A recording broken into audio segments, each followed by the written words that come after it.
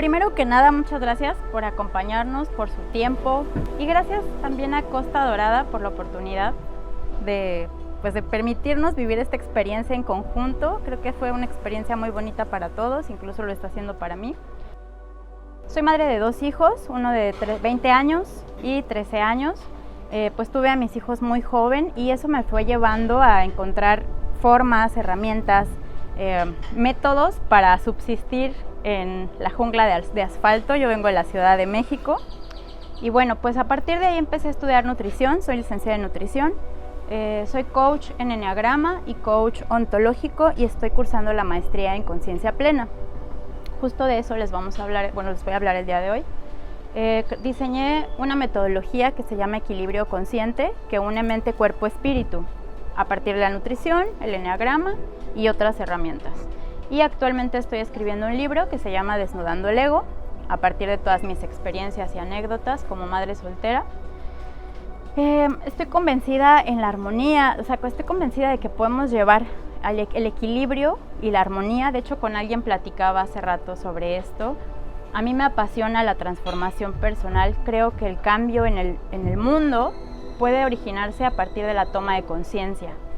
Y no es fácil, porque vienen muchas generaciones atrás que nos van enseñando, nos van marcando el camino, y que de alguna manera, para poder desprendernos de ello, también tendríamos que desprendernos de parte de lo que nuestras familias o lo que la cultura nos ha enseñado, como diciendo, pues lo que tú me enseñas quizá ya no me sirve o no me funciona tanto. Y desde ese punto creo que ahí está como el área de oportunidad y el reto, ¿no? Entonces, bueno, esto es una herramienta, el enneagrama, que nos ayuda a conocer nuestra brújula interior. Y a partir de ahí, justo es como empezamos, la herramienta del enneagrama nos ayuda como autoconocimiento. ¿Por qué es tan importante que yo les platique sobre esto? ¿Por qué es tan importante el autoconocimiento? Desde hablando de terrenos, ¿no? El saber en dónde quiero vivir, por qué quiero vivir ahí, para qué quiero vivir ahí, me puede ayudar muchísimo en un futuro, más allá de lo económico. Bueno, yo no me voy a meter tanto en el plano económico, ¿no? Yo soy 100% espiritual, mental, pero todo se une. Llega un punto en el que todo se une. El hecho de que todos estemos aquí en esta mesa o en este lugar no es coincidencia. Muy probablemente vibramos en la misma frecuencia en algunas áreas de nuestra vida y muy probablemente en algún futuro para algo. De hecho, así fue como conocí a Víctor. Para algo nos conocemos en este momento y en algún momento va a ser para algo mayor. Entonces, bueno, el enneagrama es una herramienta que nos ayuda a conocer nuestro lado oscuro y nuestro lado luminoso. Y quienes no sepan que tienen esas dos partes, pues bienvenidos, es algo importante. Porque todos llegamos a esta vida con algo que se le llama la gran herida. Todo ser humano tiene esa herida, que es la herida pues en la que desprendemos, ¿no? Es el primer desapego de la madre al hijo cuando cortan el cordón umbilical, y de alguna manera esa herida nos marca para bien o para mal, el cómo fuimos avanzando en nuestra gestación, el cómo tuvimos el proceso en el parto, y posteriormente a ello marca mucho nuestra personalidad, marca mucho lo que vamos a vivir en este plano y determina muchas cosas de nuestra vida, de cómo vamos disfrutando, sufriendo, viviendo las experiencias, etc. Experimentamos a través de ello una sensación de desconexión, y de desconexión no solo con la madre. O sea, la madre a nivel espiritual se conoce como un medio para llegar a este plano, pero más allá de la madre también es una desconexión pues con el todo, y desde ahí empezamos nuestra travesía, por así decirlo. Desarrollamos un instinto de supervivencia que hace rato estábamos platicando en diferentes temas, pero va de ello, ¿no? O sea, el ser humano tiene este instinto de supervivencia y está a la defensiva hasta que vuelve a experimentar la conexión con su divinidad, con su ser interior y por lo mismo con el exterior, ¿no? Sentimos un gran vacío y generamos conciencia del yo, y a partir de ahí creamos máscaras, que es a lo que se le llama el ego. También les decía hace rato, pues ya si no conoces el ego ya lo vas a ir conociendo. Por ejemplo, nos platicaba Carmen que tenía ciertas dudas al si lo íbamos a secuestrar al venir a la experiencia y dándole el teléfono a toda su familia para que no le pasara nada. eso es un mecanismo de defensa del ego, muy claramente, y no está bien ni está mal. Simplemente es importante saber que está ahí, saber cuándo yo lo prendo y saber si me sigue funcionando o si es momento quizá de soltar ese mecanismo de defensa. Comenzamos a buscar afuera lo que no somos capaces de darnos a nosotros mismos y nos vamos perpetuando también este tipo de situaciones. Por ejemplo, si yo de chica empecé a identificar que me funcionaba cierta máscara, cierto mecanismo de defensa, al mismo tiempo que me identifico con la máscara, también me identifico con ese evento. Si me secuestraron, si me robaron, si me hicieron, si me dijeron, tengo como ya muy familiarizado ese evento y mis acciones siguen teniendo la mirada hacia ese mismo evento. Entonces voy a seguir repitiendo ese mismo patrón hasta que logre pues quitar esa máscara y también abrir mi panorama hacia otras posibilidades para no seguirlo alimentando. El ego es reactivo, por eso siempre que hay dolor, malestar, molestia, enojo, algo que se siente incómodo, es muy fácil identificar al ego porque genera este malestar.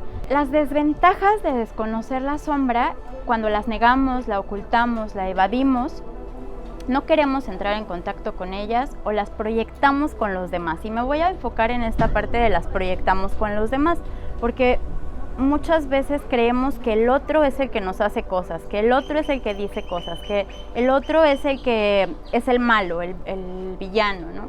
Y cuando hacemos eso, estamos 100% en el ego y en nuestra sombra. El problema de ello es que cada que le damos ese poder a la otra persona, nosotros nos vamos haciendo, en teoría, como más chiquitos, más inseguros y vamos perdiendo nuestro poder incluso de creación.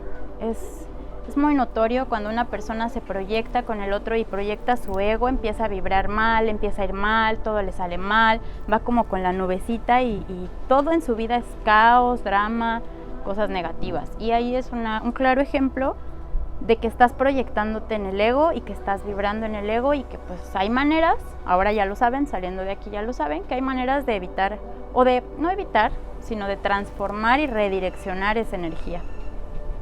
Les comparto mi experiencia personal para yo llegar a la maestría de Mindfulness y poder hablarles de todo esto. Hace como 5 años yo trabajaba para una empresa de salud y hacíamos ferias por toda la República. Íbamos dando estas ferias y pues teníamos eventos padrísimos en lugares como este, ¿no? O sea, teníamos los viáticos pagados, el transporte pagado, nos pagaban súper bien, conocíamos lugares bonitos, o sea, así como Costa Dorada, bueno, así era Prosante. El punto era que yo no era la misma que hoy. Yo no disfrutaba los lugares, a todo le encontraba el pero, a todo le encontraba el juicio, pensaba todo el tiempo no en lo que vivía, sino en dónde estaban mis hijos. Los dejaba encargados, de pronto me imaginaba que ya les estaba pasando algo malo y mi mente no estaba en donde yo estaba. Eso me llevaba a no disfrutar el presente y a cargar la nubecita para donde quiera que iba, ¿no? O sea, todo me salía mal, Eli era a la que le pasaba todo, se le ponchaba la llanta o llegaba tarde porque el autobús chocaba, o sea, todo lo que se puedan imaginar le pasaba a ella, ¿no? Y entonces hubo un momento en el que en un traslado de la Ciudad de México a Monterrey, mi jefe me dice, tú deberías de meterte a un curso de meditación o un curso de mindfulness o de algo, porque realmente te estás dañando, te estás afectando y no te permites vivir y disfrutar todo lo que puedes disfrutar, ¿no? En ese momento pues yo no estaba lista para esas herramientas y lo dejé pasar. Después de algunas circunstancias, pierdo un bebé a los 5 meses de embarazo, tuve un aborto espontáneo, empiezo a entrar en depresión y más para abajo me fui. De repente mi hija se va a vivir con su papá y no la he vuelto a ver hasta el momento. Y empecé con un proceso interno, a pesar de que ya conocí estas herramientas, empecé a trabajar en mí, empecé a profundizar, empecé a probar realmente lo que eran este tipo de herramientas. Y fue muy increíble para mí ver cómo, siendo mi vida más caótica que antes, yo me sentía más contenta, más plena, más en paz y podría decir que feliz. Y yo me cuestionaba, llegaba un momento en el que me sentía culpable porque yo decía, o sea, ¿cómo si no está mi hija? No sé dónde está, yo no estoy en un lugar estable, porque me fui y empecé a buscarla, etcétera, ¿no? Entonces mi vida era como el drama total, pero yo ya no lo vivía desde esa manera. Yo me sentía en paz, podía sentarme, platicar, conocer gente, disfrutar lo que estaba haciendo, en donde fuera que estuviera. Así no tuviera un peso en la bolsa, yo me sentía abundante, me sentía plena, me sentía contenta y vibraba en otra frecuencia, y por lo mismo empecé a generar nuevas cosas, o sea, empecé a generar a nuevas personas en mi vida que vibraban en esa sintonía, conocer nuevas formas de ingresos, por ejemplo, para generar ingresos. O sea, mi vida empezó a cambiar, aunque todavía no hay piezas que todavía no se ajustan al rompecabezas, que se requieren acomodar todavía, pues mi vida empezó a cambiar drásticamente. Y fue ahí cuando empecé a ver la importancia de esto del cuidar lo que piensas, enfocar tus pensamientos hacia lo que sí funciona y entrenar sobre todo eso.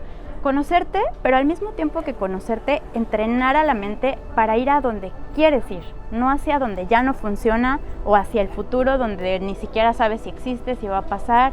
Y pues a mí me dio mucho gusto, por ejemplo, en la pandemia, ¿no? En la pandemia, para mí, la pandemia realmente no me movió gran cosa porque pues yo ya tenía como este tipo de herramientas usándolas. Mi tema seguía siendo el mismo que antes de la pandemia, ¿no? Mi hija. Pero no fue algo, o sea, fue muy notorio para mí ver cómo el dinero, pues yo encontraba mecanismos para el dinero. O sea, ya tenía una mente como más hacia lo positivo, buscando el cómo sí, el qué quiero, cómo lograrlo, hacia dónde quiero ir, que quedarme en el pasado o en lo que no funciona y ver todo como una oportunidad, ver todo como algo positivo. Y les comparto estas evidencias científicas. Bueno, el mindfulness es una herramienta de conciencia plena y está comprobado bajo diversos estudios desde hace 30 años ya, que favorece el bienestar personal, la calidad de trabajo y las relaciones humanas, que sobre todo yo me enfocaría en mi persona, en esto, porque bueno, esto yo lo trabajaba con la nutrición, ¿no? El bienestar personal. Hay evidencias de que aumenta la salud y disminuye el estrés. La calidad de trabajo, pues por supuesto que si tú te sientes bien y sientes que estás haciendo las cosas bien, aumenta la atención en tu trabajo y por lo tanto disminuye los errores. Así es que esta herramienta en empresas, por ejemplo, nosotros íbamos a hacer pláticas a empresas y les enseñábamos este tipo de herramientas para mejorar la productividad, disminuir el ausentismo. Y en las relaciones humanas, que bueno, creo que aquí es donde más requerimos como país y como planeta, el practicar la conciencia plena aumenta la empatía y disminuye la agresividad.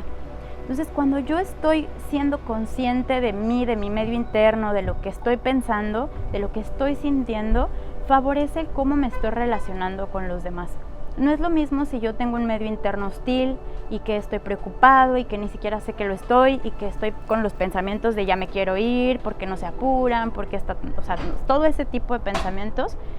A que si estoy tranquila, soy consciente, estoy en el presente, sé que si no lo puedo cambiar, pues mejor me manejo, ¿no? Controlo lo que hay en mi interior y acepto lo que está por venir. Entonces hay un estudio que comprueba que 29% de la rumiación son todos estos pensamientos que nos atrofian, que nos generan caos interno, ¿no? De, no sé, vuelvo al mismo pensamiento, ¿no? Que yo todo el tiempo estuviera envuelta en estos pensamientos de no hay dinero, con qué lo voy a pagar, no me va a alcanzar, me van a asaltar, me va a pasar esto, que ni siquiera está ocurriendo, pero que aunque no está ocurriendo en tu mente sí lo estás creando y hay una mayor posibilidad de que te ocurra si lo estás enfocando. Hay una frase que dice, si lo crees, lo creas. Y aparte que si lo crees, lo creas, el tiempo que le dedicas a ese pensamiento es la posibilidad que tienes de que ocurra en tu vida y que se materialice realmente. Entonces, el ejercicio de conciencia o todos los ejercicios de conciencia plena que existen ayudan y favorecen a disminuir esta rumiación. Aquí, por ejemplo, antes de hacer cualquier tipo de ejercicios mindfulness, pues estaba con este índice de rumiación, empieza a bajar y cuando hay pacientes ya en seguimiento, este es el nivel de rumiación que presentan más o menos como a las 8 semanas. Entonces aquí hay otro estudio en donde disminuye también incluso la sensación de fatiga a partir de las 8 semanas. Es decir, aquí lo que se recomienda es primero conocer tu medio interno, identificarte, y ahorita vamos a hacer un ejercicio para ello, Y después de eso, dar un seguimiento, es como un músculo, es como ir al gimnasio. Primero requieres identificar ese músculo. Con la primera vez que vas al gimnasio te das cuenta de músculos que ni siquiera conocías. Y ya, entonces ahí dices, ¡ay, chingüeos, este músculo de dónde salió, ¿no? ¿Por qué me duele? Pues es lo mismo con la mente. Vas ejercitando ciertas partes del cerebro para ir canalizando estos comportamientos y aparte de todo son ejercicios súper sencillos que no te quitan más de 20 minutos en los más elaborados. Para ustedes, ¿qué es la felicidad? ¿En dónde creen que haya más personas felices? ¿En un parque de diversiones o en un hospital con pacientes de cáncer? No es lo mismo estar contento, sentirme alegre, sentirme eufórico, que podría ser entrar más como a esta parte de la excitación. No es lo mismo a estar feliz. Entonces, el tema con las personas con cáncer o que tienen una conciencia de muerte, ¿por qué? Porque están con su enfermedad ya, saben que los minutos para ellos pueden ser contados, los llevan a tener más conciencia del aquí y el ahora, a no futurear o estar en el pasado. Y bueno, obviamente si es que ya tomaron conciencia de lo que están viviendo, ¿no? No puedo decir que una persona que apenas está cruzando por cáncer, por supuesto que tiene un proceso de duelo, etcétera. Pero personas que están muy cercanas a la muerte y que saben de esa conciencia de muerte, que tienen esa conciencia de muerte, pueden manejarse más fácilmente en esta zona óptima y permanecer en esa zona óptima. ¿Por qué? Pues porque de alguna manera ya no asumen que tienen toda una vida por vivir. Y como decía Carmen, la felicidad es una decisión. No tiene nada que ver con el entorno, no tiene nada que ver con que si vendo el terreno, si me dieron de comer, si hace calor, si están mis familiares. No tiene que ver con que si mi familiar que está muriendo me duele, etcétera. Tiene más que ver con si yo estoy entrenada o entrenado y consciente para tener la toma de decisión constantemente. Ahora, es lógico que decía mi maestra de escatología, no caminas en el agua todavía. Por lo mismo, pues por supuesto que te puedes caer un día, 3 días y decir, hoy no elijo estar feliz, aunque yo sepa cómo estar feliz, porque se vale. Pero el saber que tienes las herramientas para hacerlo, el saber que ya sabes el caminito para cómo hacerlo, es muy diferente a estar perdido en el bosque y no saber ni para dónde moverte. Entonces, para ello es que una vez que encuentras tu zona óptima, pues ahora la chamba es como si ya encontré los músculos que quiero trabajar, ahora vamos a hacer los ejercicios que me van a ayudar a fortalecer esos músculos. ¿Qué opinan hasta ahí? ¿Creíble, no creíble? ¿Sí? Muchas veces esperamos, por ejemplo, yo decía, ¿no? Cuando estaba estudiando, que tenía a mis hijos más chicos, yo decía, cuando ya tenga mi título, vamos a estar bien felices porque voy a tener trabajo y no los voy a tener que dejar tanto tiempo y así, ¿no? O sea, y entonces viene otra prueba, ¿no? Y entonces ya tengo el título, pero ahora no está la chamaca, ¿no? Y entonces, ¿cómo? O sea, hasta que llegue la chamaca voy a ser feliz. No, o sea, el punto es aprender a ser feliz, aprender a tener lo que sea en donde estés viviendo y con lo que sea que estés viviendo, tener la toma de decisiones para estar feliz. Y aquí me voy a regresar. Aquí, por ejemplo, en mí, ¿no? O sea, en mi zona óptima, no me funciona tanto la relajación porque, por ejemplo, esto del aburrimiento es el mayor miedo del eneatipo 7, una personalidad como Carmen, y que también yo soy muy eneatipo 7, quienes ya saben por ahí su eneagrama. Y para mí, por ejemplo, no me lleva a un estado óptimo de paz o de neutralidad un total aburrimiento. Es sobre lo que más he requerido trabajar. Y pues, por ejemplo, no sé, si mis meditaciones, cuando las llego a hacer o cuando me funcionan más meditaciones activas que meditaciones pasivas. Y eso hasta ahorita pues es lo que a mí me funciona por mi personalidad, pero hay personas que en realidad al contrario, cuando están bajo una estimulación o excitación o que están más acelerados o presionados, su zona óptima baja y no se sienten tan neutrales en ese. ¿Por qué? Porque se acercan más a sus miedos. Entonces eso sería lo que tendrían que trabajar ese tipo de personalidades. El motor del bienestar interno, bueno, aquí es una de las propuestas que se han creado. El mindfulness Y la resiliencia también es una de las herramientas súper importantes para la felicidad. La generosidad y amabilidad, que esta en particular se puede trabajar y desarrollar con ejercicios de mindfulness. Y el ser positivo o la forma, el talante, ser positivo, la forma en la que vemos todos los eventos que están sucediendo en nuestro entorno, también se puede trabajar, desarrollarse. O sea, estas tres se pueden trabajar a partir de ejercicios de mindfulness o de conciencia plena.